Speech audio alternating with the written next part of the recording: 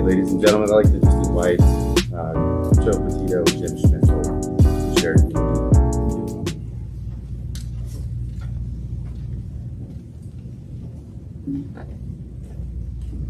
Normally I talk from the hip, but I had to put some points together so I don't kind of detract when I want to get out there. First, I would like to thank everybody for coming out, showing your respect for Gabby. But I don't want you guys to be sad, to be honest with you. Gabby didn't live that way. That wasn't her way. Matter of fact, if you knew Gabby, she was always pretty a happy girl. People would gravitate towards her. Her nature was always to smile and treat everybody kind. So she always made people feel welcome. She always made sure that she made time for people. It didn't matter who you were. She always treated people with respect. It really didn't matter. She cared. She genuinely cared, and that's how people would always, would always come up to her and just sit and talk, and it would take forever to get her out of places. So it really is wild to see, what has happened here. Gabby, growing up, she always had those blue eyes, right? Those ridiculous blue eyes, and you couldn't keep her in trouble. Like, you would ground her, and she'd start crying, and I fold. When I see a lady cry, I fold. If a guy cries, I don't care. But if I see a female cry, especially my daughter, I fold like a deck of cards. It's bad. So she'd be crying. She actually would just do that on purpose, just so I would take her off ground. It's like, yeah. So, and it worked. But she was great. It didn't matter. She always wanted to go out and do stuff, whether it was scuba diving with her, with her uncle, myself, or hiking the Appalachian Trail, if surfing sand dunes in Colorado, which, by the way, I'm letting you all know I'm jealous of. You will see me do that. I'm going to fall a lot, but I'm going to try. Because she had some wild experiences that I could only wish that I can experience. It's just wild, the stuff that she was doing. And to see that type of joy that brought her, and the stones it took to do that at such a young age. Now, that's something I want you to take a look at these pictures here. And I want you to be inspired by Gabby. That's what we're looking for. That's something that I want to see. If there's a trip that you guys want to take it now. Do it now while you got the time. If there's a relationship that you're in that might not be the best thing for you, leave it now. We've got more emails of men and women doing that, taking care of themselves first. And watching that happen and seeing that type of inspiration. An email we got from a young lady that her child, who was 11 years old, wants to travel the country like Gabby did in a van. And she's making her parents take her to the I forgot the Golden Arches. Arches National. Arches, there it is. And so it's just wild stuff that she's inspired people to do.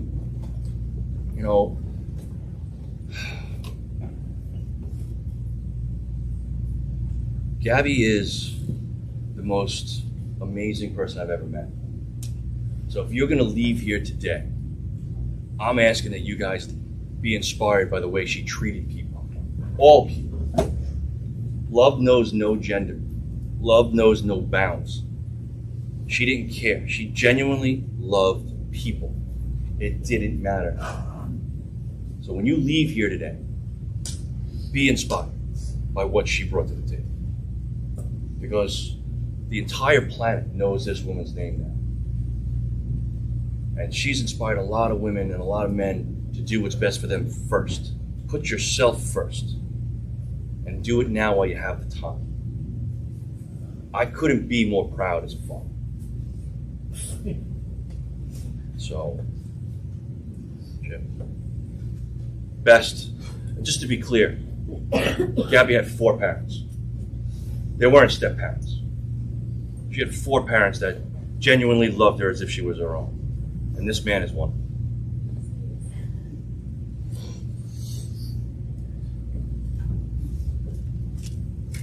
hard to see behind us, but I still see Gabby as this.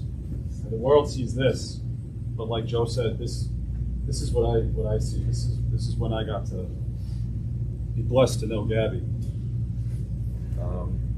You all got to see our extended family, the Firehouse family, come through here, and that's what we do. We do funerals, unfortunately, and we're good at it. I've done them throughout my career. I've written eulogies. I've planned these funerals, and not one of them could ever have planned or prepared me for this moment. My grandmother told me that she's going to be 100 next month when we buried my mom earlier this year. Parents aren't supposed to bury their children. This is not how life is supposed to work. But it is an unfortunate reality. I spent a good portion of my life working and trying to earn money to provide for our family and our kids to give them the best life. And Gabby, at 22 years old, helped teach me that you can always make money, but you can't make up for lost time. Gabby loved life and lived her life every single day. Every day that I still see her as this child, lived her life. She is an example for all of us to live by, to enjoy every moment in this beautiful world as she did. Love and give love to all like she did. Gabby had a tattoo on her arm that read, "Let It Be," the title of a song from a band she loved. The beautiful thing about music is it can mean so many different things to so many different people. There's a verse from that song that speaks to me. When the broken-hearted people living in the world agree, there will be an answer. Let it be. It's okay to mourn for Gabby. It's okay to feel sorrow and pain. But we want to celebrate her and how she lived her life. We need to hold on to all those wonderful memories we shared with her, because that will be the answer. Let it be. Right. Let it be.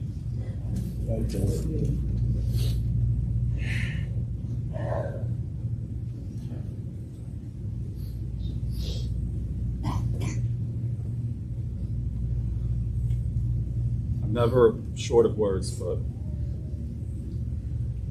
I've been up for days, weeks now with this, and the love and support from everybody, from all across the world, is absolutely amazing. And we thank all of you for remembering her and celebrating her, because this is what it is. It's about celebrating a beautiful person and a beautiful soul. And although there is a lot of evil and wrong in the world, there was more good. And there was a lot of good people out there. And they're all in this room right now. And they're all across the world. And they're with us all. I love you all.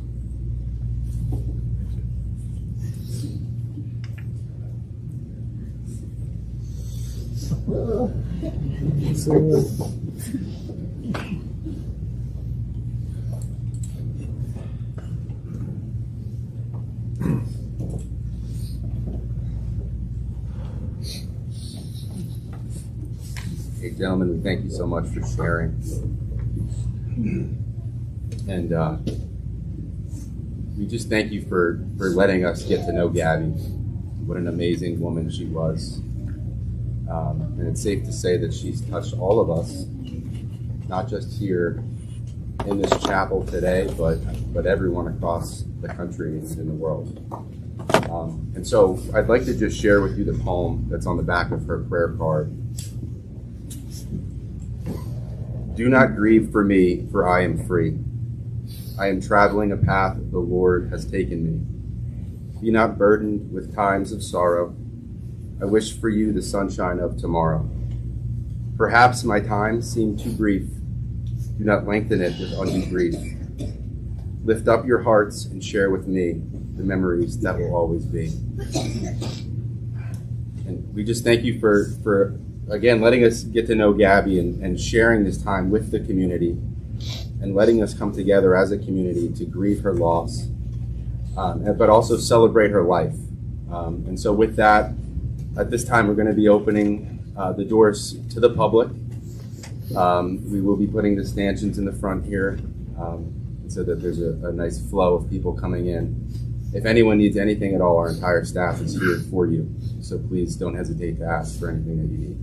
And we thank you again for coming, and you're going to continue to stay in our hearts and in our prayers in the days, weeks, and months to come. So thank you.